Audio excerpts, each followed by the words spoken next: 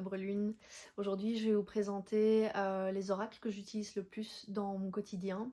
J'ai une collection d'une trentaine d'oracles, donc forcément je les utilise pas tous tout le temps, ni au même moment. J'ai vraiment mes chouchous, voilà, avec lesquels j'ai vraiment le plus de connexion, et c'est ceux-là que je vais vous présenter aujourd'hui. Et puis j'ai les autres que j'utilise plus dans des situations particulières, à des périodes de l'année particulières, voilà. Donc cela, ce sera peut-être l'objet d'autres vidéos. Donc on se trouve devant mon hôtel et j'ai deux grands tiroirs en fait où je range tous mes oracles. Je les mets dans des tiroirs et pas en bibliothèque juste parce que j'ai peur en fait avec la lumière que les boîtes s'abîment. Donc pour l'instant tout rentre, donc on reste comme ça. Alors pour commencer, je vais vous présenter donc mon chouchou et mon tout premier oracle. C'est l'oracle de Gaïa. J'ai commencé avec lui et je l'ai jamais lâché, donc il est de Tony Carmine Salerno.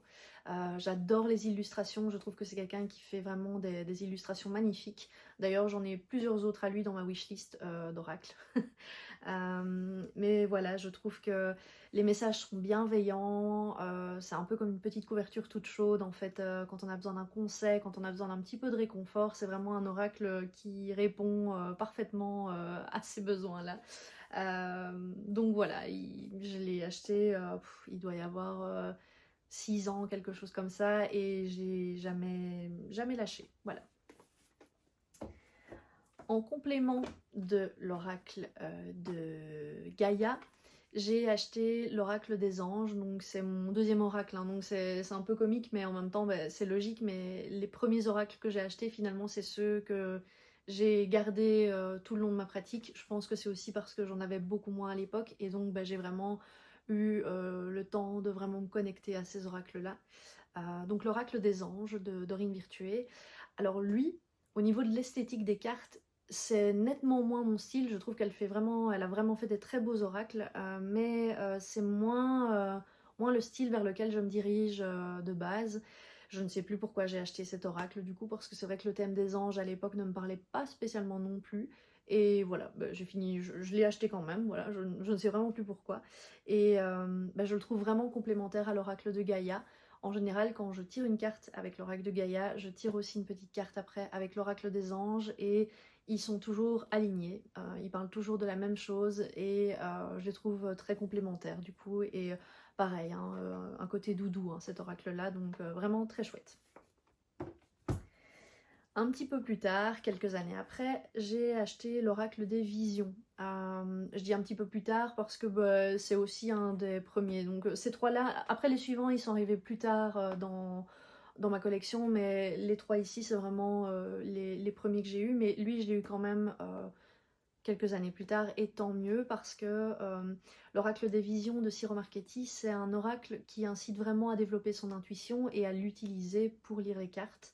D'ailleurs, j'avais lu à l'époque que c'était l'objectif de Ciro Marchetti, qui avait déjà fait des tarots. Il avait créé l'oracle justement pour qu'il y ait cette liberté d'interprétation des cartes un petit peu plus grande par rapport au tarot. Je voulais un oracle plus sombre à l'époque, et finalement il n'est pas plus sombre. Les cartes sont un peu plus sombres de fait, mais ça s'arrête là. Sinon, les cartes en elles-mêmes, je les trouve très mystérieuses, théâtrales, mais elles ont un côté très lumineux comme ça. Donc voilà, j'adore, je les trouve vraiment splendides. Je trouve que le travail de l'artiste est magnifique. Voilà, je vous en montre quelques-unes vite fait, mais bon, il y a déjà eu des reviews sur cet oracle-là, et voilà, si vous voulez que je le présente plus en détail quand même une fois, ben, je le ferai, mais ici, c'est pas l'objet. C'est avec cet oracle-là aussi que j'ai commencé à faire des tirages plus longs, plus précis, plus fournis, avec, voilà, avec plus de travail derrière du coup en fait, et bah voilà, il est génial, je l'aime très fort, et il ne m'a jamais lâché enfin je l'ai jamais lâché dans ma pratique quoi, je l'ai toujours avec moi aussi. Par la suite, j'ai acheté l'oracle de la magie verte. Alors lui, au départ, je l'avais pas acheté vraiment dans un but de l'utiliser beaucoup. Je vous avoue que j'aime beaucoup les belles cartes et c'était vraiment dans cette optique-là que je l'ai acheté.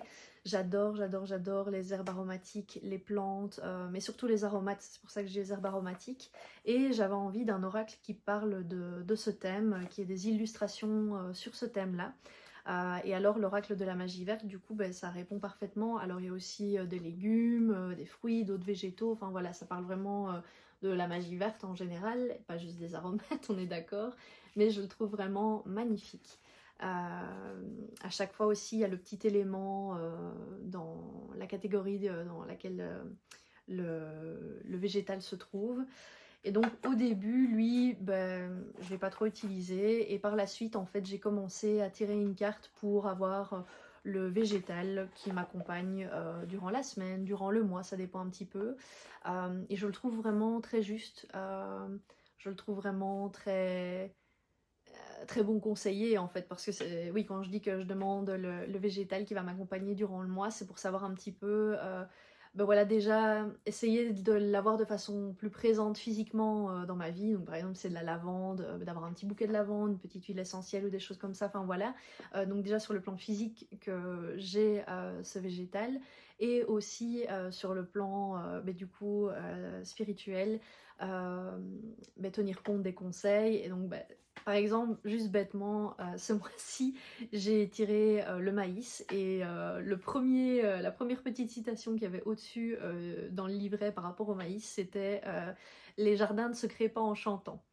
Et c'était très parlant pour moi parce que j'ai plein de boutures, j'ai mon potager qui m'attend et en fait ben, là j'ai un peu procrastiné et j'ai pas eu trop le temps non plus, j'avoue. Et bah du coup ça m'a parlé énormément parce que de fait il était temps que je m'y mette, donc voilà, je le trouve vraiment juste et vraiment très très beau, très magique en fait, donc voilà. Alors, les deux derniers oracles que je vais vous montrer, c'est des oracles que je m'étais toujours dit au départ, je ne les veux pas, ils ne m'intéressent pas, je ne les aime pas, je ne les aurai jamais. Ne jamais dire jamais, du coup, parce que finalement, je les aime énormément.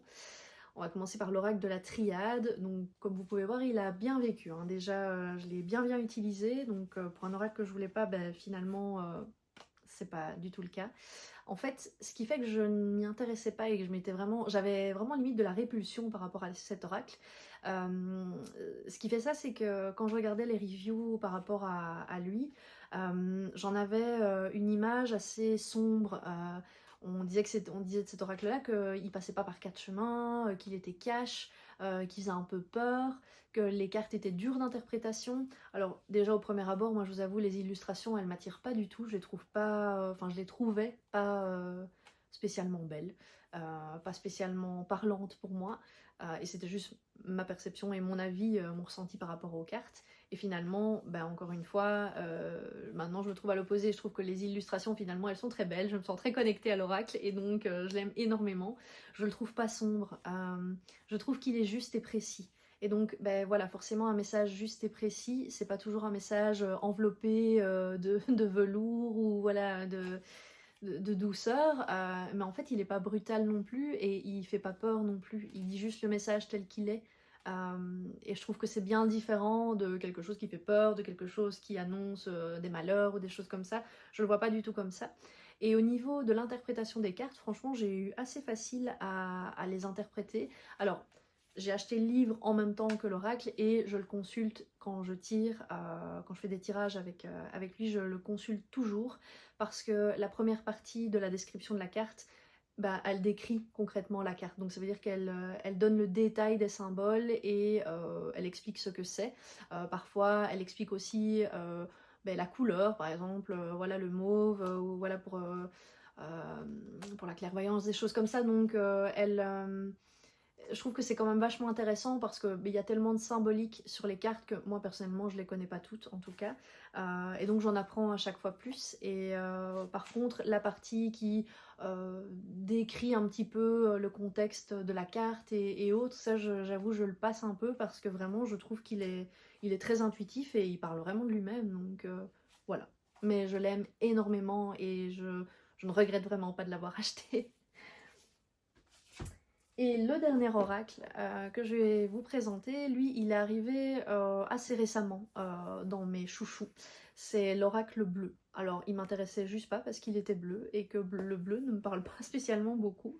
Et puis j'ai vu sur Vinted la version de luxe et je l'ai trouvé vraiment très beau là pour le coup. Voilà, j'ai changé d'avis aussi.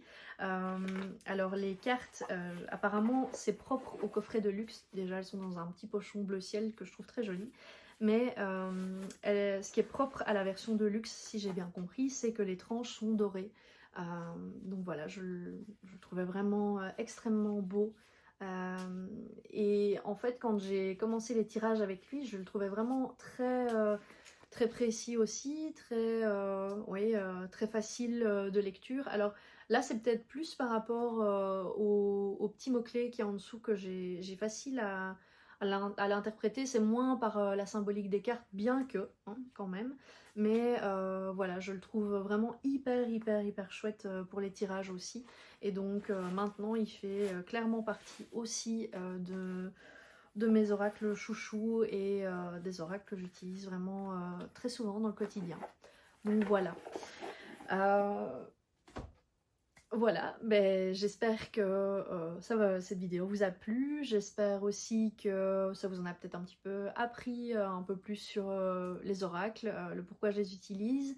N'hésitez pas à mettre un petit like si vous avez aimé la vidéo, à mettre un petit commentaire pour me dire si elle vous a plu, si vous avez des envies sur cette chaîne particulière, si vous utilisez des oracles différents dans votre pratique quotidienne et lesquels sont-ils? Voilà, et n'hésitez pas non plus à vous abonner à la chaîne si vous voulez voir l'évolution de ma chaîne. Donc voilà, en tout cas je vous fais des gros bisous et je vous dis à très vite pour une prochaine vidéo. Bisous!